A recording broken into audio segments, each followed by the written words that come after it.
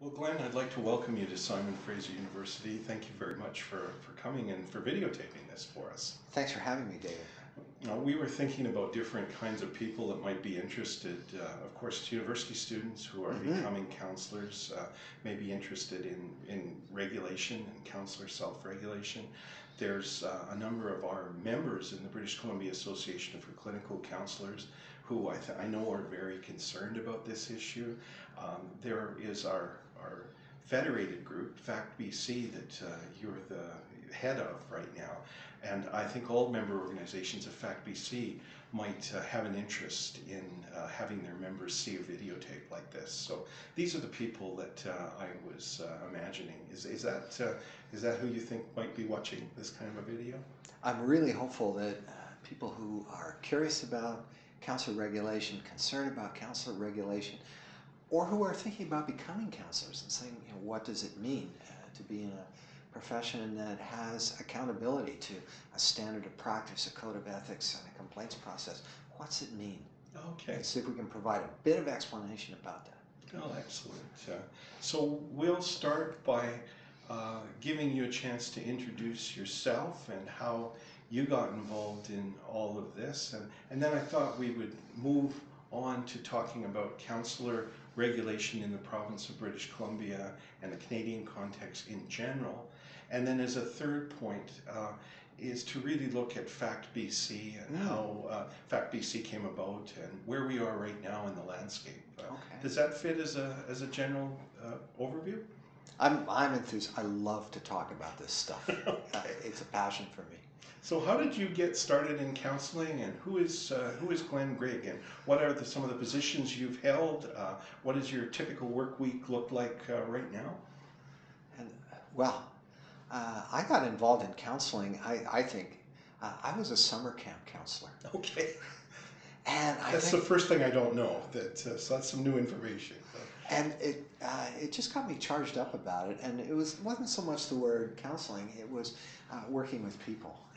I kind of knew that would happen. And so professionally, I'm one of those people who worked and went to school. And so working for 22 years in East Vancouver, I was either going to school and working in East Van or raising a family and doing agency work.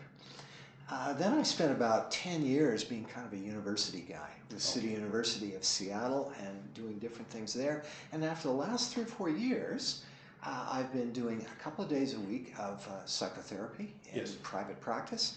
I also do projects for whoever wants to hire me. Currently I'm working with the provincial government and a project for the federal government in their departments of health. And then I teach at City University of Seattle and the Justice Institute of BC. So that's what I'm up to these days. All right, so you've got experience as a working counselor in the field, but you've also had some time as a counselor educator. Can you tell me about how you got interested in regulation and in how the profession of counseling is developing and is structured? Yeah. Gee, I'm so glad, we're just doing this spontaneously because I was thinking about this Joseph Campbell, who said, follow your bliss. And one of my colleagues said, don't just follow your bliss, also follow your wound. Okay. That will carry you forward. And I remember very distinctly seeing how counseling was devalued, how it was bid down, the lowest pay for the hardest work and that sort of stuff. And feeling very hurt about that and thinking, I could get angry about this.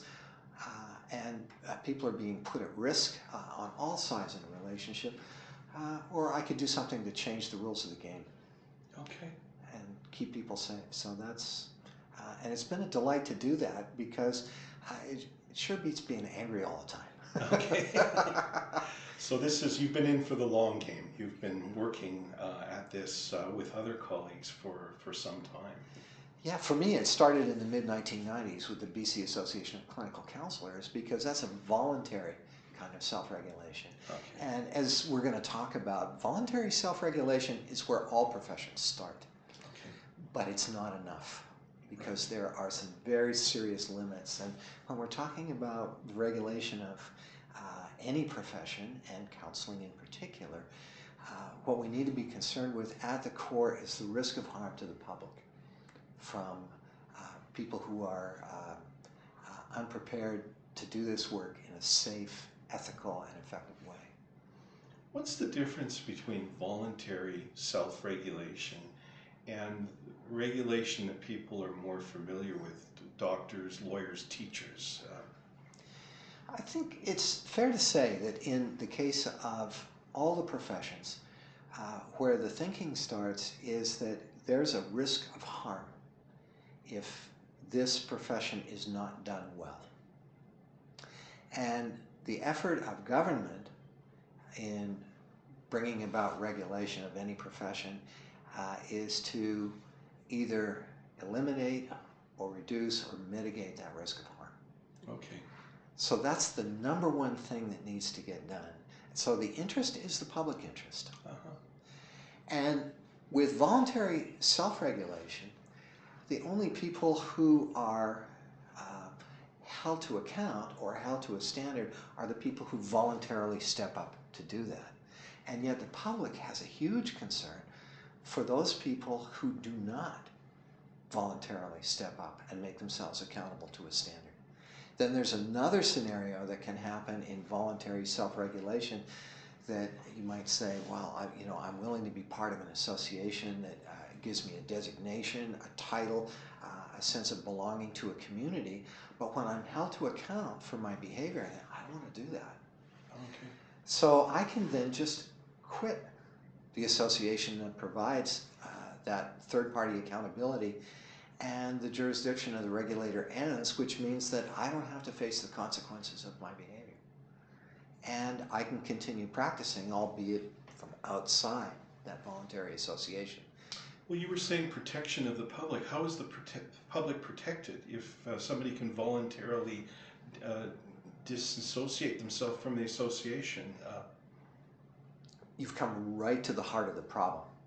That in the kind of legislation we have in British Columbia, which is the Health Professions Act, that gives a college of counseling therapists, I'm going to introduce that term because that's a title that government has suggested would be very appropriate for all the counselors in BC to be called counseling therapists, that a college would have jurisdiction over everyone who does that work, and that jurisdiction would apply whether that person was registered or not. Okay. Now you say registered, and sometimes people hear about, for example, RCC, Registered Clinical Counselor. But when you just said registered, that was different than RCC. Can you, I know there's a lot of confusion about this. Can you kind of map out what the difference is between being RCC or one of the other designations that's a voluntary designation versus the kind of title protection that would be a British Columbia government mandate to regulate the profession? That's an excellent question, and it can get a bit confusing, and I'm going to step back from it for a moment, because much of what we read, being on the edge of the United States, is we read about American professionals. And in the United States, when you enter a profession, you become licensed. In Canada, when you enter a profession, you become registered. So that's the difference between the United States and Canada. Then in British Columbia, because we haven't had legislated control over counseling, people have stepped up to demonstrate that, first of all, counseling is one profession, and secondly, that it has the leadership and the ability to identify the risks of harms and do something about them. And so many groups have done something about that. One of the more prominent ones is the BC Association of Clinical Counselors. You and I are both members of that group. And the designation that that voluntary organization gives is Registered Clinical Counselor. And the effort has been to inform the public that if you go to somebody who's a registered clinical counselor, they're going to meet a standard, and if they don't, there's a complaints process that will be followed through. And all of the people who are registered clinical counselors pay a fee to be part of that. And in fairness to my colleagues in the Federation of Associations of Counseling Therapists in British Columbia, all of those organizations also provide voluntary self-regulation. It does, however, as I said, have some very severe limits. So these associations that are providing voluntary self-regulation, they are actually, by and large, they would like to see government step up and regulate more traditionally. Is that correct? Yes, all of the associations in the Federation are in a double bind. We often know that we can function at our ethical best when we don't have a mixed interest or even an interest that's in conflict. So as soon as an association tries to regulate, association business is in the interest of the members, regulation business is in the interest of the public. And when somebody has stepped outside a professional boundary or violated a professional boundary or appears to have done that, then you have a member interest to support that member and a public interest to deal with that person. And so temporarily we hope, and this is the real effort, is that I've come to think about the associations regulating as just a step on the road, a demonstration that it needs doing, it can be done, and that the leadership and the acumen exist to do it. However, to the degree we do it, we're always in a conflict of interest. Under the Canadian Constitution, the regulation of the professions belongs to the provinces. It's the province's responsibility to step up and protect the public from the very serious risks of harm that go with counseling that is not done to a standard and within a set of boundaries of ethics. At the very beginning of this interview, you said that you'd been working on this for 10 or 15 or longer years. About 20. 20. I didn't want to let our viewers, your boyish good looks would confuse them to say too high a number. But of course. I know that this began as a collective effort with a number of associations coming together in something that was called the Task Group for Counselor Certification. Is there anything that you'd like to sort of share about the early days of trying to look at members from different associations and different modalities and coming from an unregulated environment, coming together with a common purpose to bring about counselor regulation? That's such a great question, and because I've been thinking about it, I hope I can give a fairly succinct answer. Then in about 1998, government in British Columbia, we then had a Health Professions Council. And they said, yes, counseling needs to be regulated. There's a risk of harm to the public, but we don't know what the form of that relationship, of that regulation should be. And we don't know who the counselors are because they're divided up in different ways. They're divided by age groups. We have gerontological counselors. We have child and adolescent counselors. They're divided by modalities. We have Jungian counselors and Freudian counselors and Rogerian counselors. And they're divided by modalities. We have music therapists, we have art therapists, we have dance therapists.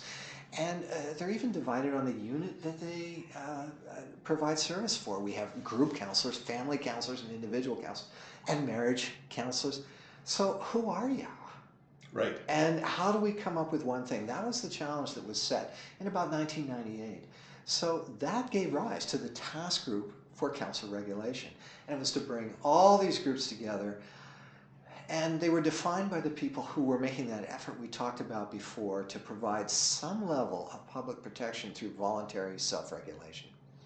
That was the group that came together and really took up the challenge that was given by government to say that they're one thing, and along the way the provinces and the federal government all agreed that in order to have people move all across the country, instead of having one certificate in this province and a credential like this in another province so that people would have trouble moving around and training, they said, let's make a list of the things that counselors have to be able to do in real time, in the moment, and do well and as needed. That's a competency, not just a skill. You have to fit it in, you have to modulate it. And so in about 2005, many members of the task group sat down with an extraordinary consultant named David Kane and got in a room and said, we're going to come out with a list of what all counselors do. And the first thing we heard was, it's impossible. There's too much diversity in the counseling community. One person does it this way and one person does it that way. We were absolutely flabbergasted that when we took the different language that different focuses of practice use and took that back and said, exactly what do we mean that we're doing when we do that? And so we had competencies like orienting clients to the counseling process. Everybody does that. Everybody has a different way of talking about that. The other was be caring and objective at the same time. Some people call that alliance work, some people call that countertransference, and we were able to find language that describes all the things that a counselor does. And so those were put in very succinct, measurable, discrete kinds of competencies and listed out as basically what was necessary for entry to practice for counseling. That's right. And that was it. You know, we're kind of tracing how we got to where we are. We had the challenge from government be one thing, getting together, being one organization, then defining that we do one thing. And then we took that to another level to the Canadian Counseling and Psychotherapy Association, who sponsored a national validation process. And the numbers were astounding. We got things like 99% agreement about all the items in the competency profile. So then at that point we were able to come back and say, this is what a counselor is and this is what counselors do.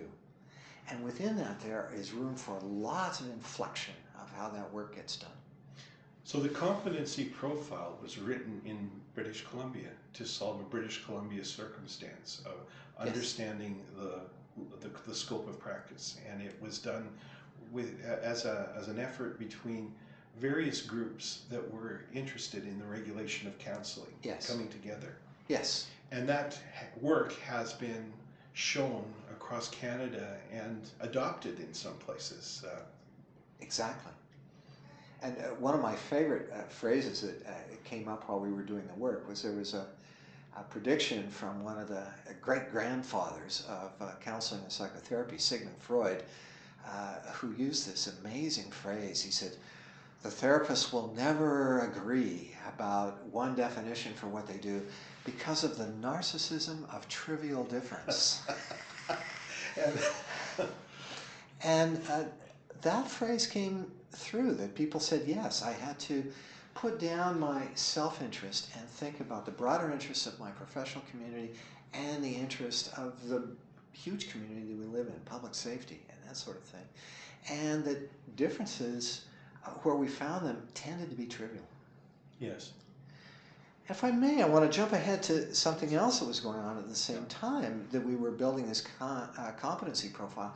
We were also working with government and working with senior civil service to say, from this conflict of interest where associations try to serve the public and try to serve their membership, government needs to take this on. We seem to be log-jammed. But around 2010, we started to realize that we were historically, we would have been knocking on the right door. But the way governments function has changed.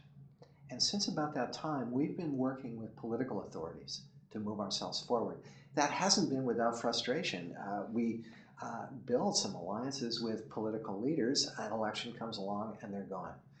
We build alliance with another set of political leaders, a cabinet shuffle comes along and they're not there.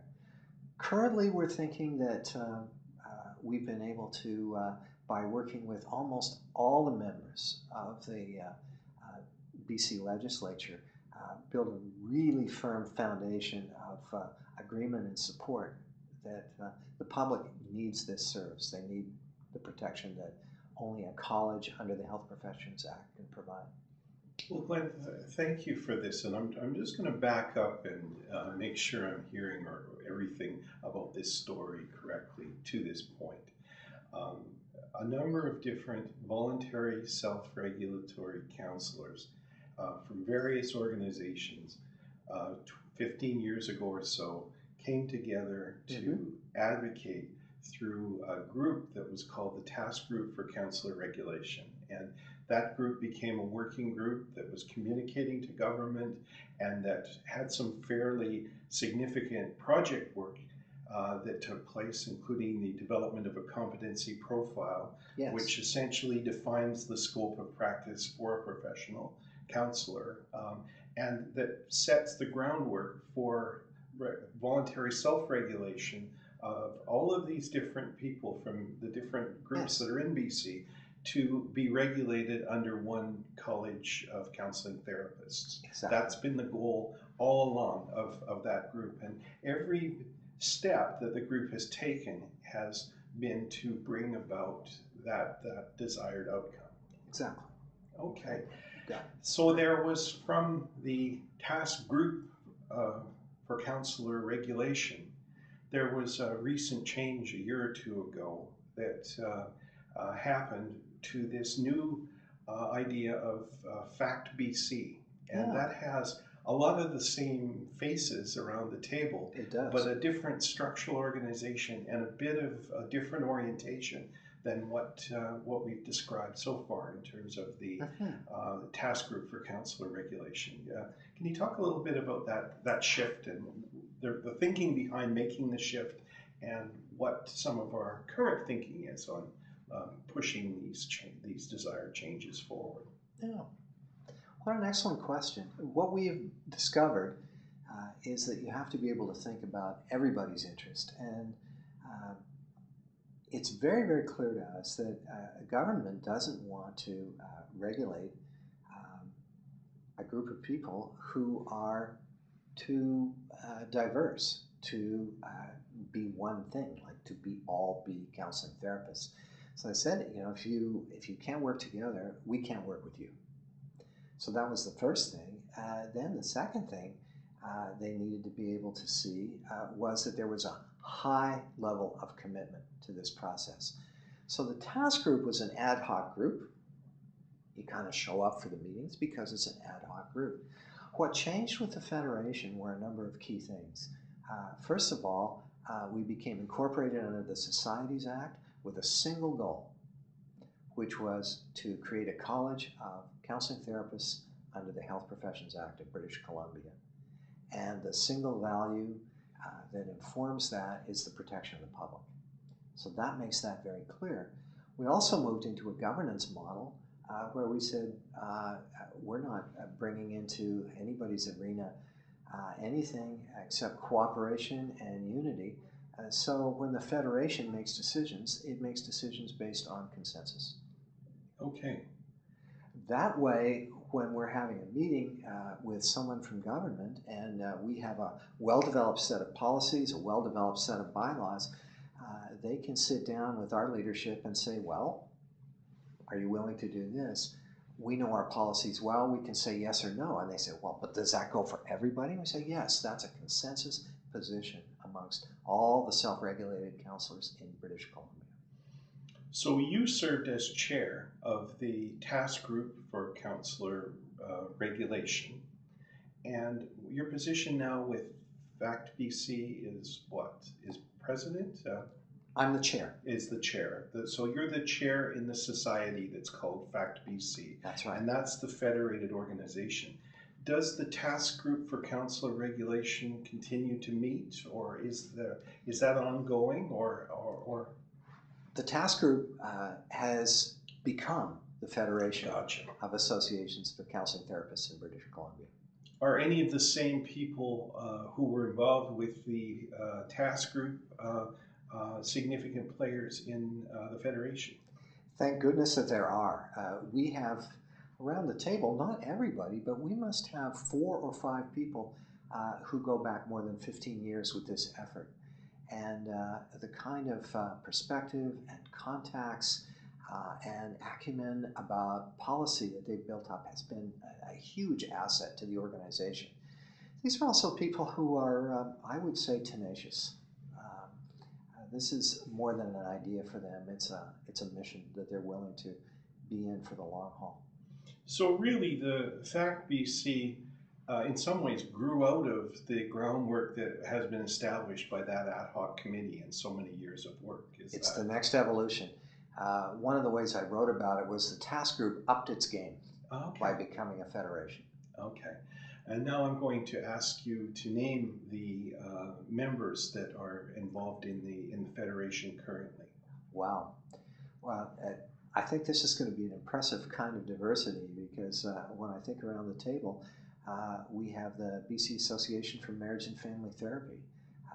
They're a modality specialty group. We have the Music Therapists of BC. We have the Art Therapy Association.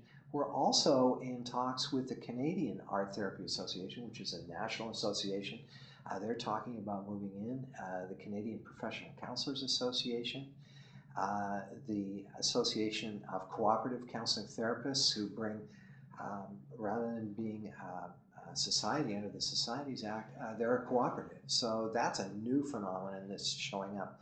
We have the Association of Registered Clinical Hypnotherapists at the table. And we have the Canadian Association for Spiritual Care and the Pastoral Counselors of Canada. Canadian Counseling and Psychotherapy Association? I left them out. They're a major player. And as we know, the Canadian Counseling and Psychotherapy Association, they have a national organization, and they also have a British Columbia provincial chapter. And we have representation from both those wings, you might say, of that organization. It's tremendous depth around the table. And I hope I haven't left anybody out. I'm sorry, that was a mean trick to make you come out with the list. I know that the way the meetings are conducted, that there is no participant in that association that isn't in the federation. There's no association participant that isn't highly valued and that works in a consensus model. Yes. And, so that was kind of a mean trick to ask. Oh, not at all. Not at all. But I was thinking of the people around the table as you were listing, and I think you got everybody, but that's hard to do and hard to ask you to do. There we go. So no more. There's no more task group, and the activity has switched now to, under its own society, a federation. And you're serving as the chair of that federation, and the decision-making model is consensus. And the goal is to bring about the regulation of counseling. So can you speak specifically about some of the activities that have taken place? And when did FACTBC begin? Is it a year and a half or so? Or? FACTBC began at 4:35 p.m. I remember the number on the incorporation on March 19th, 2014. Okay, there you are. And I remember that time because much to our delight and surprise, we were able at that exact time, at 4:30, a delegation that included me and Michelle Ocherandeo, who's one of those long-time and astute people who knows this regulation path. We were able to meet with Minister Lake, Minister of Health, and his officials, and start a very important conversation about the possibility of including a protected title, counseling therapist, under the Health Professions Act in BC. Fabulous. That conversation is not concluded, but it's ongoing. And I think the inclusiveness of the Federation, its governance model, and also that we were able to bring a single professional definition to the table made all the difference. So in beginning the Federation, what are some of the things specifically that have been undertaken to bring about this goal? There seems to be widespread agreement in the goal. So how do we get there from here? Well, the way we get there from here is that what has to happen is in British Columbia, the answer to one of those earlier questions I brought up, how do you regulate counseling? There's been an answer given to that. Government's own analysis says that counseling is a healthcare profession. And that means that it belongs under the Health Professions Act. Under the Health Professions Act, uh, a college can be formed by the minister in cabinet by what's called order in council. So they don't have to go to the legislature and draft some legislation, and they don't have to figure out how the college will work, because there's a set of rules and standards for how all professional colleges work under the Health Professions Act. So there's wide agreement about that. No one disagrees that it's a health profession, it belongs under the Health Professions Act. And the other question that has arisen about how do you do this, if I can jump into another dimension of this, is that when you're around the world of social work, to take an example, there are only two criticisms of social work. You did too much too soon, or you did too little too late. And there are two basic concerns with protecting a title so that nobody else who isn't registered can call themselves a counseling therapist. And the one concern is you're going to set the standards so high that people will lose their therapists, and there won't be enough supply, and it will become this kind of elite thing that nobody can have access to. That would be totally wrong, totally against the public interest.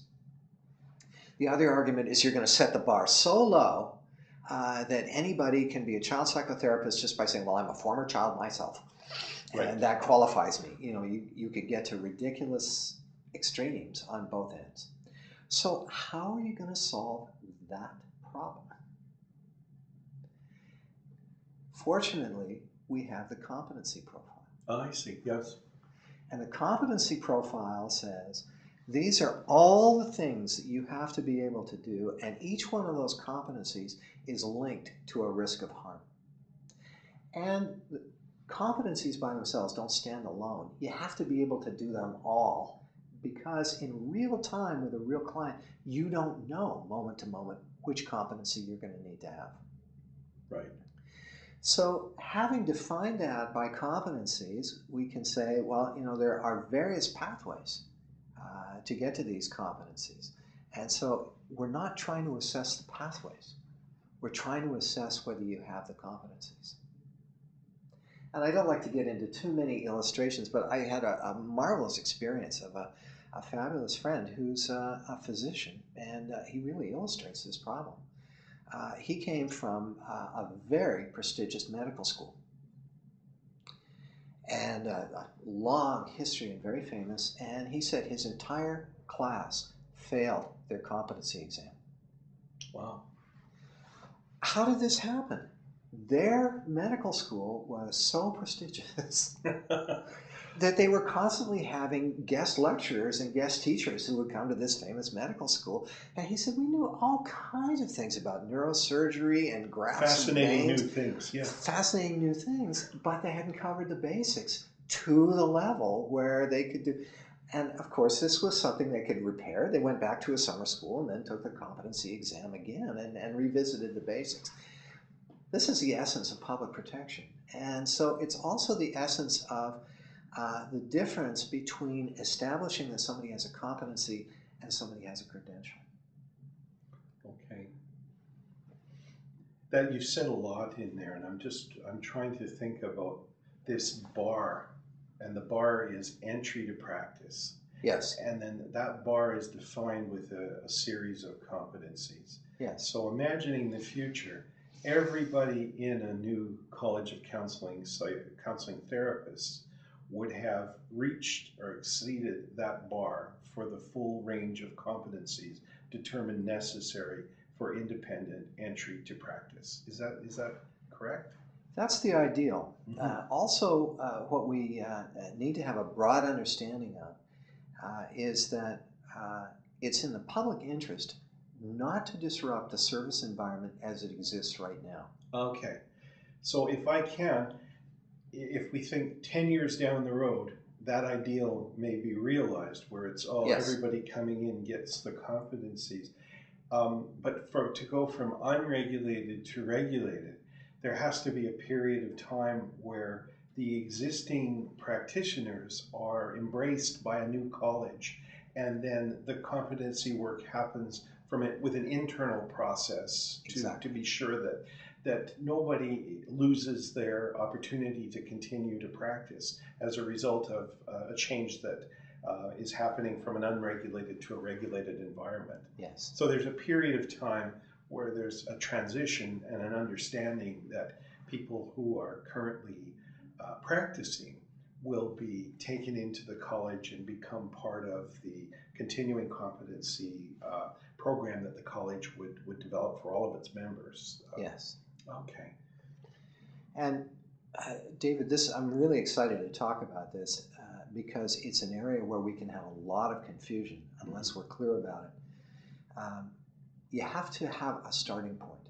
Right. And the starting point is that nobody loses their therapist because we move from voluntary self-regulation to statutory regulation, where it's not just I agree to be part of this, it's the law that you're part of this. And there's legislation that backs up the authority of the college.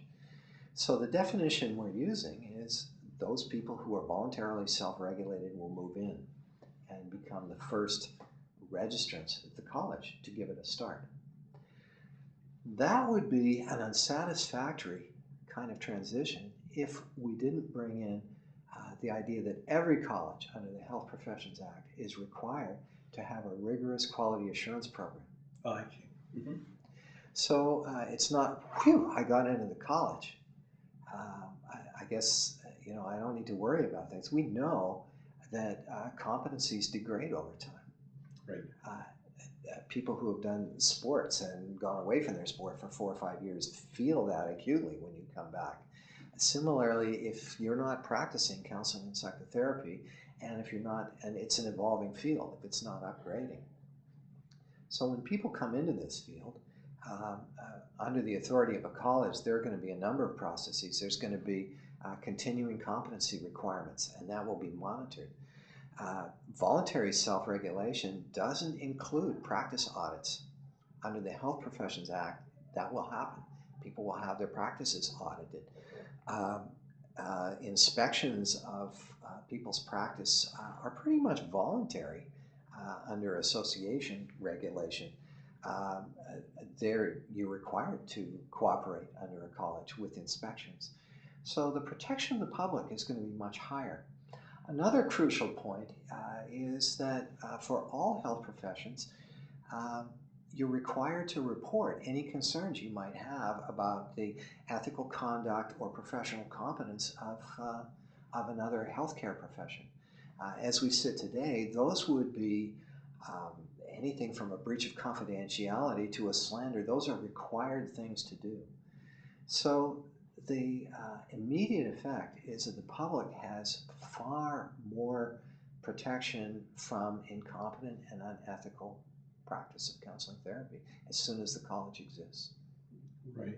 And I guess once that college exists, they'll have a board that will determine the operating practices of those colleges, of that college as set out by legislation.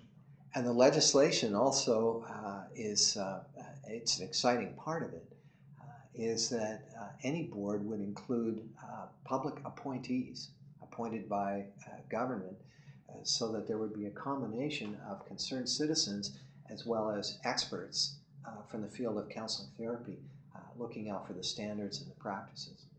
So it's hard for us as people that would like to see this happen and as people involved with FACTBC, when members or counselors or members of the public ask what exactly is going to happen, we can talk about the law and we can talk about what we know in terms of how these things typically come about, and none of us are deep experts in this kind Exactly. of thing. So there is an unknown element in terms of that board gets appointed and then they begin to structure things under the legislation. So we can suppose various things will happen based on what's happened before and based on what the legislation says.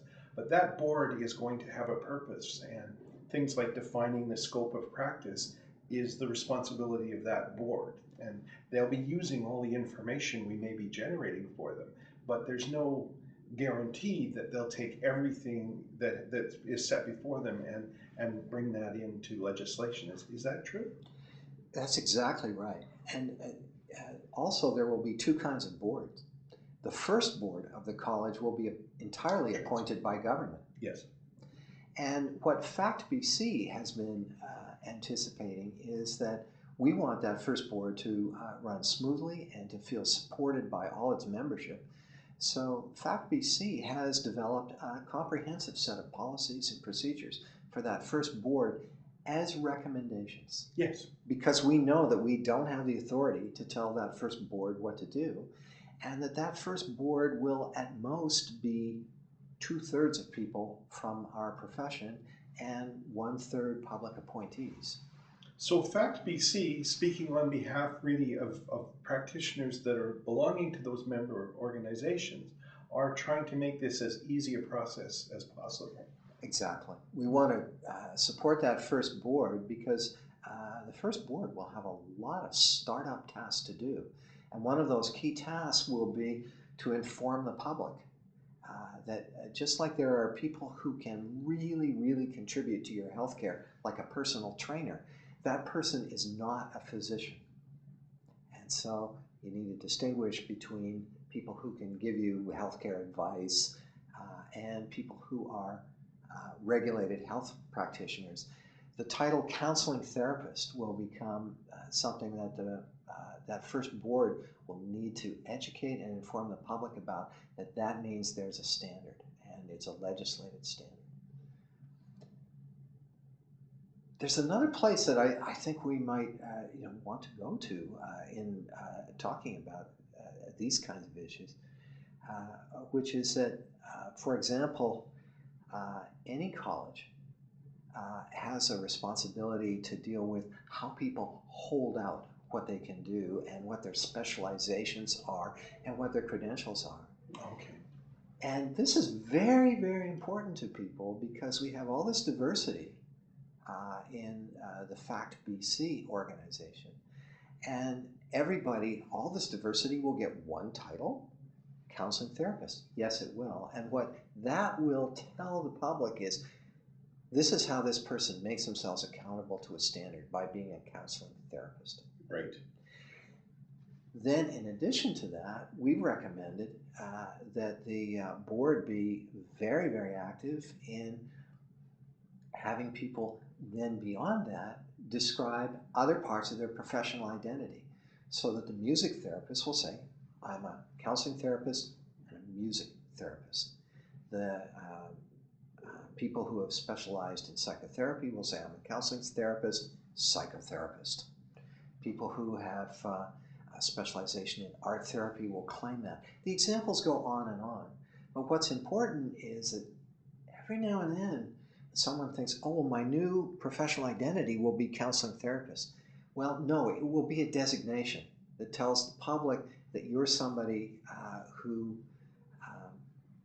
can be sought out as a professional in a way that's very, very accountable.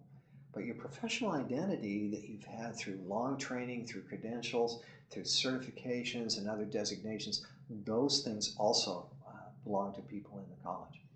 So why wouldn't there be a different college for each, like art therapy to have its own college, and music therapy and family therapy and drug, alcohol and addictions work? Well, why not have a different college for everyone? Why is this important to have a single entry to practice and then have these specializations on top of that? Well, that's an excellent question, and I think it goes back to the heart of our conversation, which is whose interest is served most centrally here. Okay. And all interests are on the table, but the central interest is the public's interest. And within the interest of the public, what is it? It's risk of harm. So what we need to have is a very readily identifiable title that the public can see each time and say, okay, this person is safe, ethical, and accountable to see on a professional basis. And so just as we have so many different kinds of doctors, we have pediatricians and cardiologists and heart specialists and internists and so on, but they're all physicians. They're all Okay. doctors. And we're all very interested in their differentiations. The counseling community, I would say, is very, very appropriately concerned to be able to communicate to the public that will come to them for services how they have specialized or had advanced competencies or differentiated their work because there is a special mission that's part of their professional life. They're going to be able to do this. But they will have to take apart that part of their identity that tells about their advanced or specialized competencies versus the title counseling therapist that tells how they get accountability. It's all very exciting. I want to check with you. Is government aware, provincial government aware of FACTBC, and are they checking the website or? We're very excited because the place of the conversation and the quality of the conversation has changed. I mentioned before that there have been several direct conversations with the minister. People who have worked with government know that that is a very, very difficult meeting to get, let alone to get an undertaking from the minister. And what the minister did after our conversations with him was he set up a working group to liaise with FACTBC. And whereas we had some liaison with directors in the Ministry of Health, we have in our working group, we have a director, we have an assistant deputy minister, and the deputy minister in charge of regulation is involved in that, and there are frequent briefings back to the minister. So we can't guarantee the outcome, but as of today, when we're talking about it, talks are very serious and at a very high level. Okay, well that certainly is really good to hear. You mentioned the website. Can you, I think when we post this, it would be good to have the FACTBC website on the place where it's posted so that people can access that information. Can you say what the website is? Do you have it off the top of your head? You know, what I have off the top of my head is all the help my memory gets from Google. Yes. So I can tell you how I get there, which is I go to Google or any other good search engine like Yahoo and type in capital FACTBC, and it takes you right there. It's the first one on the list. It's right there. Yeah. And from that website, which I think is a marvelous piece of work, you have a link to every member association. Yes. Is that correct? So somebody who's a student in counseling or somebody interested in this area has a great deal of resources to look at through moving into that link. People who want to see the competency profile, who want to see the policy recommendations of FACTBC, who want to see who's in FACTBC, that's all on the website. Something, as you can tell, we're a new organization and we're not staffed. It's entirely voluntary. What we have up now are some narrative summaries of our meetings for people who want to keep up with the conversation, as well as some written information that covers some of the ideas that are in our conversation. Some people may be wondering who pays for all of this. All of the counseling therapists in British Columbia are chipping in. Mm-hmm. We're really pleased with our model of how we get things paid for. If an organization has a couple of hundred members, we take the fee, which last year was $17, multiply it by the number of people in that organization who would be ported or grandfathered into a college. That's the fee they pay. Another organization might have a couple of thousand members, so they take that $17 fee and multiply by the couple of thousand members they have. So everybody contributes according to really the number of members that they have. However, because diversity is so important to us, and every different inflection or specialization or quality of counseling and psychotherapy that's at the table is important, it's just been a natural thing to say one association, one vote. Mm-hmm. And the other natural thing has been to say it's great to talk about being one unified voice for the safety of the public in BC where counseling is concerned. It's another thing to actually do it, and the actual doing of that is to reach consensus on all those policies, on all those bylaws, on all those major decisions. We're very excited that that's been just doable, and it's a living, working reality at FACTBC. So it's not living high in the leaves and branches of the specialties and whatnot. It's living right at the trunk of the core competencies of matters that everybody can agree on in bringing things forward. Exactly, and saying, once you have the foundation, you can put a variety of structures on a strong foundation. Without a strong foundation, nothing happens. So I think that analogy works. It's also a tree without a trunk can't flourish. Yes, yeah. And that's another great image to use. So if people see this and are wondering how to get in touch with you, or how to, I guess that could be through the website, is communication. There's a contact us button there, and it's regularly monitored, and we get back to people. What about if people are wondering how they can help with all of this and want to have some time to volunteer, or are willing to write letters, or to they basically are interested in the same goals that FACTBC are interested in?